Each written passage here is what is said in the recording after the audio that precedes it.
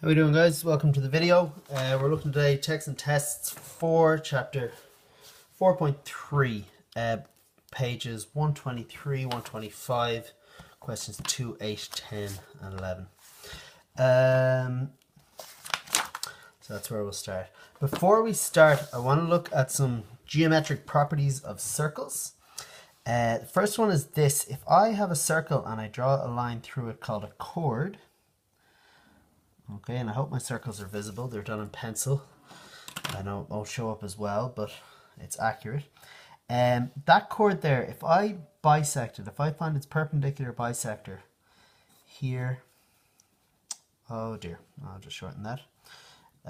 So here, say, and here are my two arcs, and you can connect them if you like. Come up here, draw the other two arcs. Okay. That perpendicular bisector, when I draw it, will always, in every case, go through the center of the circle. Okay, so these two lines are the same length, it's bisected, and it goes through the center. Okay, so that's going to be an important point that we'll use today. So a corollary of that is that any radius you draw, literally anywhere, if you draw a perpendicular to it,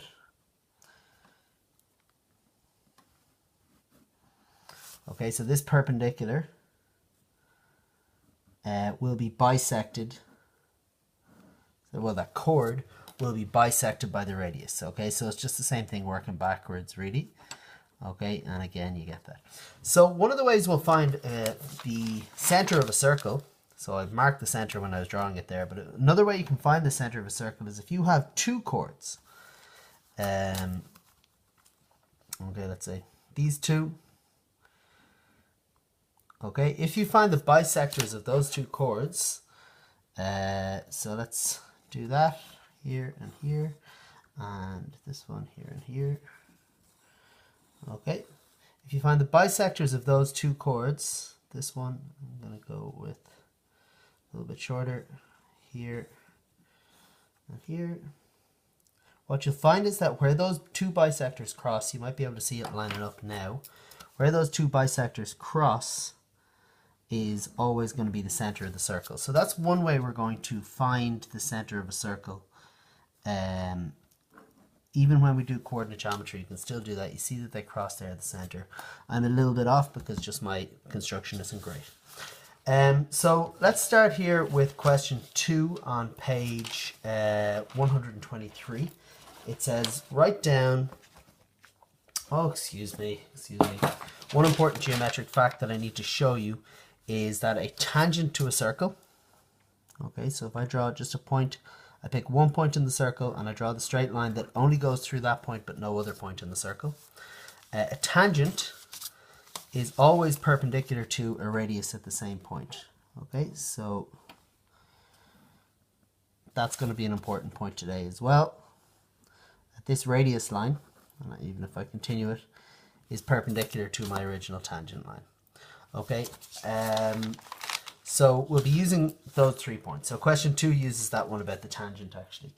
It says, write down the center and the radius of the circle x minus 3 squared plus y plus 4 squared equals 50. Hence show that this line is a tangent. Okay, so the center is going to be at 3 minus 4 and the square root of 50 is the radius. In fact, I've written it as square root of 50 squared in mine, but our center is at 3 minus 4, and the radius is root 50, which is just a little bit over 7. Okay, I've drawn it out here. Here's the center of my circle. Here's my circle. Is this line, which is x minus y plus 3 equals 0, is that a tangent line?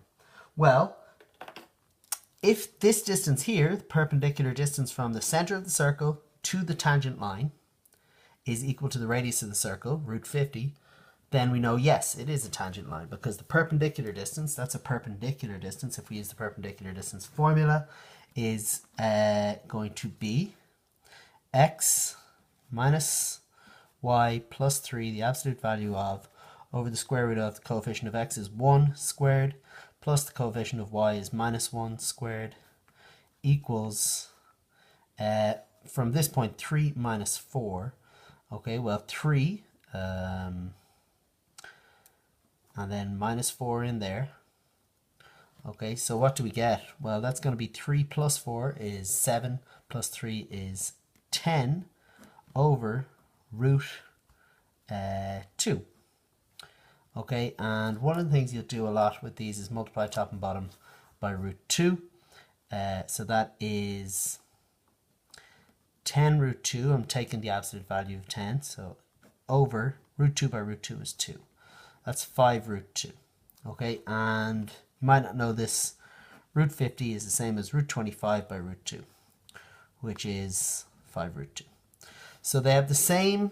The radius and the perpendicular distance from the center to the line are the same. Therefore, we can say, yes, this line is a tangent. The next question I want to look at is question 8.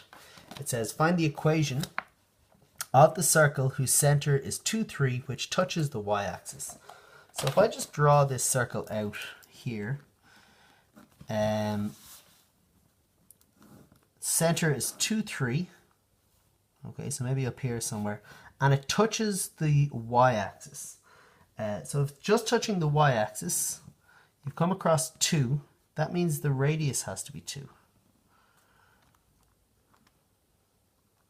So the equation, if that's 2, 3, is x minus 2 squared plus y minus 3 squared equals the radius is 2 squared equals 4. Okay, so there's the equation of our line. Question 10 gives us these 3 points A, B, and C.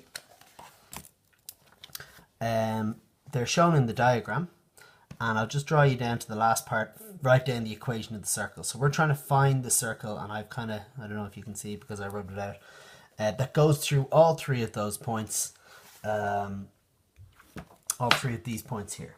Okay, so the first thing they've asked us to do is find the perpendicular bisector of AB. Now I've sketched this out, hopefully to make it a bit clearer. So here are my 3 points. Let's see what I can do here. Okay, A is 1, 2. Now I haven't drawn that, I'll draw that in a second. B is 0, minus 2 down here. And C is 4, minus 3. So this diagram here is a construction rather than a sketch. And what that means is I've used my instruments. So to plot that first point 1, 3, I'm going to do it as accurately as I possibly can. So, sorry, 1, 2. So I'm going to use my set square to say I'm going up 1 and across 2, and that's where my point lands. So there's A. I've done the same with B and C, and I've been very careful to make sure the distance, the intervals along my x-axis and the intervals along my y-axis are the same distance, which in my case is, I think, 16 millimeters. And the first thing they've asked me to find is the bisector of AB. Okay, so if I join the lines AB, okay, to find its bisector, I'm going to take my compass, do my usual trick. Now, see if I have space to do it. I think I do. You do need to be quite careful with these constructions. So there's an arc top and bottom, and over here, without changing the length of my compass, there's an arc top and bottom. Okay, so here's the bisector. I've already done the bisector of BC here. This is the equation, this is the line we're looking for. Okay, and in order to find the circle, we're going to find where those 2 bisectors cross, and then we can say, well, that's the center of the circle, and we'll be able to draw the circle. So I should already be able to draw the circle we're trying to find here by putting my needle down here and saying, well, that point, the center that I've drawn there, is the same distance from A, B, and C. So there is the circle that we're looking for. So you can nearly read it off here. What's your radius? Looks like it's maybe 3. So like 1, 2, 3. And your center looks like it's at 2.5 minus a half. So you can nearly find the equation just by eye, but the only reason we do that is for confirmation. So let's do part 1. It says find the perpendicular bisector of AB. So basically the equation of this line here. So the equation of that line is going to be, well, the perpendicular bisector. So the first thing you need to say is, well, the line AB itself, the original line, what's its slope? And then I can find the slope of the perpendicular bisector. So here's the line segment AB. The slope is going to be y2 minus y1 over x2 minus x1.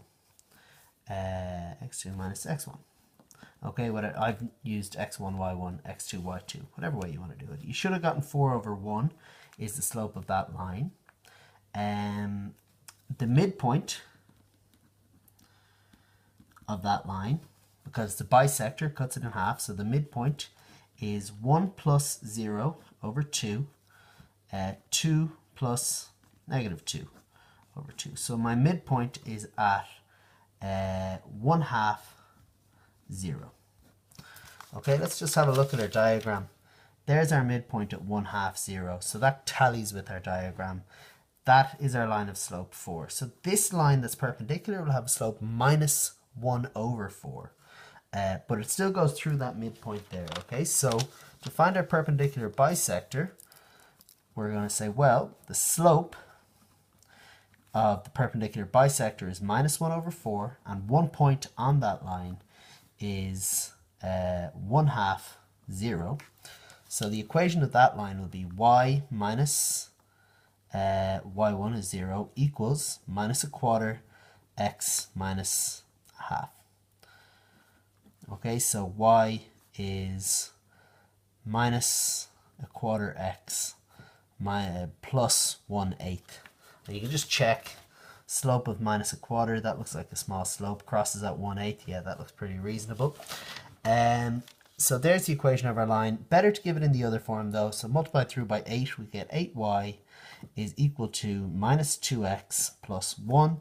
And then we get 2x plus 8y minus 1 equals 0 when we move everything over to the left hand side. So there's the perpendicular bisector of AB. Part 2 of the question says find the equation of the perpendicular bisector of BC. Now you might have spotted I have that done here already. So if you want, what you can do is pause the video and look through that, or you can just trust me that this is the equation for the perpendicular bisector of BC. That is this dotted line, this dotted line that I've drawn here. Okay, so there's our equation, and you can take that on faith, or you can pause the video and have a look through it. Okay, part 3 then says find the point of intersection of these two bisectors. So they're asking you to find the center of our circle, this point here, which we know looks like it's about 2.5 minus 1/2. So the point of intersection of those two of 2x plus 8y minus 1, and our other equation was 4x minus y minus 10.5. So to find the point of intersection, you're going to do simultaneous equations. So let's double this one. We'll get 4x plus 16y minus 2 equals 0. And then we'll take them away from each other so that we get minus 17y. That's going to be minus 8.5 because it's minus 2 equals 0. So that gives us 17y, or minus 17y equals 8.5. And y is 8.5 over 17. Jeepers. Well, that's actually half. Multiply top and bottom by 2. That's 17 over 34. That's 1/2. Yeah. Okay, so there's our y coordinate. Oh, excuse me. Divided by minus 17. So that's minus 1/2. Okay, so there's our y coordinate is minus 1/2. Our x coordinate then come back up here and use any equation that we've used earlier. Let's use this one here. 2x plus 8y, which is now minus 0.5, minus 1 equals 0. That's 2x minus 4 minus 1 equals 0. 2x moving that over equals 5, and x equals 2.5. So our point of intersection, xy, is 2.5, and y is minus 0.5, which is exactly where we kind of guessed from our drawing our point of intersection will be. So that's the center of the circle. The next part of the question then says, find the length of the radius of the circle through the 3 points. Okay, so that's just the distance from that center that we've just found to any of these 3 points. It doesn't matter which one you pick. Okay, I'm going to go with B because it has a 0 in the coordinate, and that always makes our life a bit easier.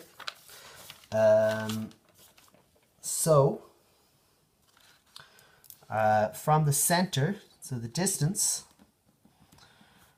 from the center of our circle, which was 2.5 minus 0.5, to our coordinate B was 0 minus 2. Well, that's just the distance formula. That is going to be the square root of 2.5 minus 0 squared plus minus 0.5 minus 2 squared. Okay, so that is going to be 25 over 4 plus, what's that going to be, minus 0.5 plus 2, that's 1.5 squared. So 3 over 2 squared is 9 over 4. Okay, and that's going to give us root 34 over 4. Okay, so there's our perpendicular distance. So that's the radius of our circle. Okay, that's the distance from here to here is the radius of the circle. And lastly, last part of the question says, write down the equation of the circle.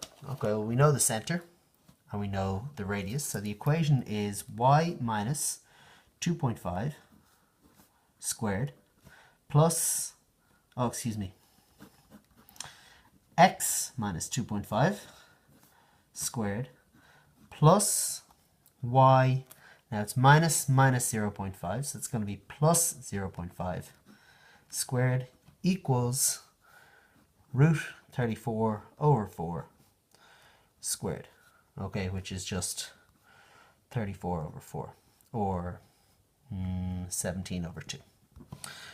Okay, so I'm going to leave question 11. We'll talk about it tomorrow in class. I'm going to ask you now to do page 123, questions 1 and 3. In class tomorrow, we're going to do questions 4 to 7, 9, we'll say 11 if we get to it, and 12. Okay, so I'll see you tomorrow. Bye-bye.